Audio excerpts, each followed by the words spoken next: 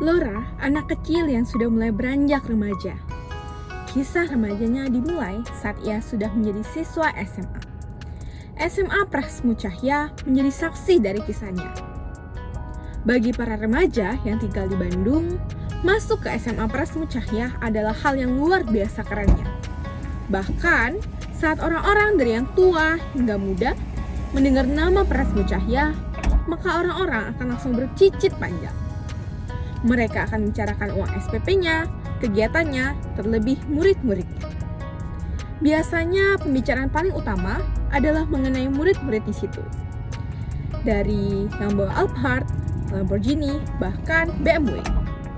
Mendengar itu kadang-kadang membuat Laura merinding tak percaya diri. Tapi memang itu salah satu tujuan Laura masuk di sekolah itu. Bukan untuk bawa BMW punya Laura, tapi untuk mencari seseorang yang bisa beli BMW untuk Laura.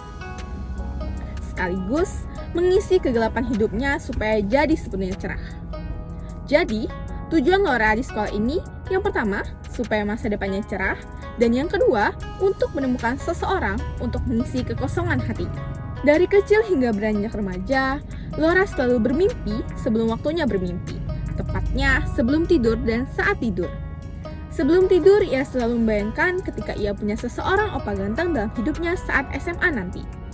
Ketika ia bisa jalan-jalan, menjalin hubungan asmara, diantar jemput, bahkan berbagai kegiatan romantis yang bisa bikin wajah Laura memerah seperti kepiting. Bahkan, dalam sehari, Laura bisa bermimpi lebih dari 2 kali. Hingga tanpa sadar, waktu yang Laura tunggu-tunggu sudah tiba. Tepat di hari itu, pertama kalinya dalam hidup Laura, ia menginjakan kakinya di SMA Prasmu Cahya sebagai murid sekolah itu. Saking senangnya, Laura tidak bisa berhenti tersenyum. Laura melihat sekelilingnya, mencari letak kelas yang merupakan kelas Laura. Lalu ia masuk ke salah satu kelas yang merupakan kelasnya dan melihat wajah-wajah yang sangat asing. Laura sangat malu. Ia benar-benar tidak kenal satupun dari wajah itu. Laura segera mencari tempat duduk yang menurutnya tempat terbaik baginya. Tempat terbaik untuk dia menutup diri.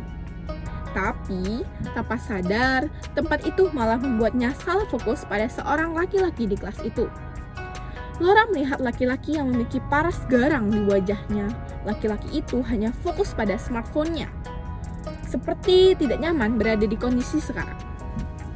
Laura membayangkan betapa nakalnya dan mengesalkan laki-laki itu apabila sudah bergaul dengannya. Tapi sejenak Laura melupakan laki-laki itu, karena kakak MPLS sudah mengambil fokus mereka semua. MPLS sudah selesai, 1 minggu pun sudah berlalu. Laura sudah mulai bisa sedikit menyesuaikan diri dengan lingkungan yang benar-benar sangat asing dan baru baginya. Sejak SMA ini, Laura memutuskan untuk pergi ke sekolah menggunakan motor. Sebenarnya ia malas, hanya saja ia mau mencoba sensasi baru seperti anak SMA lainnya. Sekolah tanpa diantar orang tua. Lalu hingga suatu ketika turun hujan. Untungnya saat jam pulang hujan sudah berhenti. Laura pun segera pergi ke parkiran menuju motornya. Saat sudah sampai di parkiran, Laura melongok bingung. Melihat motornya, ban motornya, serta di sekitar motornya semuanya telah terendam air hujan. Laura sangat bingung. Ia tidak kenal satupun orang yang ada di situ. Ia tidak tahu harus meminta tolong pada siapa. Tiba-tiba saja laki-laki yang berparas garang itu, yang merupakan tempat sekelas Laura itu muncul. Lalu berkata, "Sini, aku bantu pindahin motornya ya." Laura bahkan tidak meminta tolong padanya, tapi laki-laki itu menolongnya. Tanpa butuh waktu yang lama, sepertinya Laura sudah menemukan seseorang untuk mewujudkan tujuan keduanya. Perasaan Laura sangat berbunga-bunga kala itu. Ya ampun, makasih ya," ucap Laura kala itu. Mereka pun melanjutkan perjalanan untuk kembali ke rumah masing-masing. Saat di perjalanan, tiba-tiba hujan turun kembali. Laura segera menepi karena ia tidak membawa jas hujan. Sembari menunggu hujan reda, Laura mengecek HP-nya. Saat Laura melihat notifikasi pesannya, ia kaget sekaligus senang. Laki-laki yang menolong tadi menanyai kabarnya. "Kamu di mana? Kehujanan nggak?" Itu yang tertulis di ruang chat antara Laura dan laki-laki itu. Jelas, Laura tahu bahwa orang di balik pesan itu adalah Vano. Karena dari bio WhatsApp laki-laki itu, Laura bisa tahu bahwa itu ada nomor Vano. Laura segera membalas pesan itu dengan wajah yang tanpa henti-hentinya tersenyum. Ketika hujan reda, Laura kembali melanjutkan perjalanannya untuk ke rumah. Hingga malam tiba, Laura masih memikirkan aksi keren serta pesan yang penuh perhatian dari Vano. Laura terus memikirkan dan membayangkan wajah Vano malam itu. Laura jadi benar-benar tidak sabar untuk kembali bertemu dan melihatnya besok. Selama di sekolah, Laura sangat perhatian pada Vano. Suatu hari saat pelajaran sedang berlangsung, fokus Laura teralihkan karena suatu suara. Hacing, hacing. Ternyata suara itu berasal dari Vano yang sedang pilek. Sontak Laura langsung memberikannya obat. Jika Vano membutuhkan tisu, dengan cepat Laura akan memberikannya tisu. Semuanya Laura lakukan hanya untuk membuat Vano senang dengan dirinya. Semakin hari mereka semakin dekat dan mengenal satu sama lain lebih jauh. Hingga suatu hari, Vano ingin menjemput Laura menggunakan BMW miliknya untuk pergi ke sekolah bersama. Tentu saja, bagi Laura ini adalah kesempatan yang sangat bagus. Tidak akan pernah Laura lewatkan sedikit pun. Laura masih tidak menyangka bahwa impiannya akan terwujud secepat itu. Setiap hari Sabtu, Laura akan menghabiskan waktunya bersama Vano, pergi menonton bioskop, menceritakan kisah mereka satu sama lain, dan banyak hal yang telah mereka lakukan bersama. Hingga suatu hari, orang tua Laura mengetahui hubungan Laura dan Vano. Orang tua Laura dikenal sebagai orang tua yang sangat strict ataupun strict parent. Alasannya tidak lain adalah karena Laura adalah anak satu-satunya di keluarga itu. Ia adalah anak tunggal dan tentunya anak kesayangan di keluarga itu. Orang tua Laura takut bahwa pacaran di usia muda akan menjerumuskan Laura ke hal-hal yang negatif. Hingga suatu malam, Laura, sini, Papa mau membicarakan sesuatu. Ada apa, Pak? Tidak biasanya bicara malam-malam seperti ini.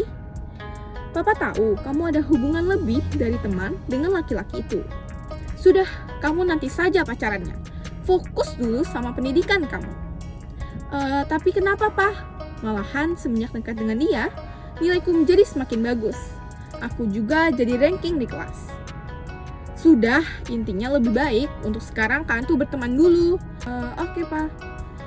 Malam itu juga Laura tidur dengan lemas tanpa perasaan sebahagia biasanya. Keesokan harinya, setiap Vano berusaha menghampiri Laura, Laura selalu berusaha menjauhinya. Vano yang melihat itu sangat bingung. Ia sempat berpikir, apa aku udah salah ya? Tapi apa ya?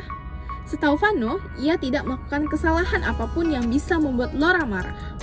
Tapi sekarang Laura terlihat seperti sedang sangat marah. Lalu saat istirahat, Vano menarik paksa tangan Laura untuk berbicara dengannya secara langsung. Kenapa sih? Kok maksa gini?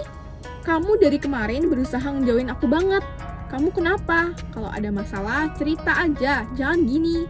Dengan wajah sedih, Laura menceritakan alasan ia menjauhi Vano. Setelah mendengar semuanya, Vano hanya tersenyum samar. Sudah, nggak apa-apa kok. Itu wajar, papa kamu pasti sayang sekali sama kamu. Dia sangat khawatir anaknya yang cantik ini akan mengalami hal-hal yang buruk. Lebih baik kamu fokus belajar dulu, supaya nilai kamu bagus. Aku akan tetap jadi support system kamu kok. Semangat Laura. Mendengar itu semua, membuat Laura benar-benar bahagia sekali. Laura tidak salah dalam memilih. Vano benar-benar orang yang sangat sempurna di mata Laura. Semenjak hari itu, mereka tetap bersama menjadi support system satu sama lain. Laura semakin giat belajar untuk membuktikan kepada orang tuanya bahwa ia bisa, dan hubungannya dengan Vano malah membuat Laura semakin termotivasi. Hingga suatu hari, "Selamat siang, Pak. Saya wali kelas Laura. Apakah bisa kita bertemu besok di sekolah?" Itu adalah pesan yang dikirimkan oleh wali kelas Laura kepada Papa Laura. Melihat itu, Papa Laura menyangka bahwa Laura melakukan hal-hal yang buruk dan menentangnya. Sebelum menasihati Laura, Papa memutuskan untuk mendengarkan apa yang akan wali kelas Laura bicarakan terlebih dahulu. Keesokan harinya, sesampainya Papa Laura di sekolah, ia langsung menemui wali kelas Laura. "Selamat siang, Bu. Saya Papa Laura." "Oh, selamat siang, Pak. Saya wali kelas Laura. Ada apa ya, Bu, sampai ingin bertemu langsung? Apakah Laura berbuat yang tidak-tidak?" "Oh, tidak, Pak. Malahan yang ingin saya bicarakan adalah nilai Laura semakin meningkat drastis di semester ini. Jadi, saya berharap Bapak beserta Ibu Laura bisa terus memotivasi Laura untuk terus meningkatkan dan mempertahankan nilainya saat ini. Saya juga ingin menginfokan bahwa baru-baru ini sepertinya Laura sedang dekat dengan seseorang siswa kami. Saya sering melihat mereka belajar bersama, mungkin itu salah satu alasan nilai Laura meningkat, Pak. Oh iya, Bu, terima kasih ya informasinya. Saya pamit dulu ya. Baik, Pak, terima kasih juga.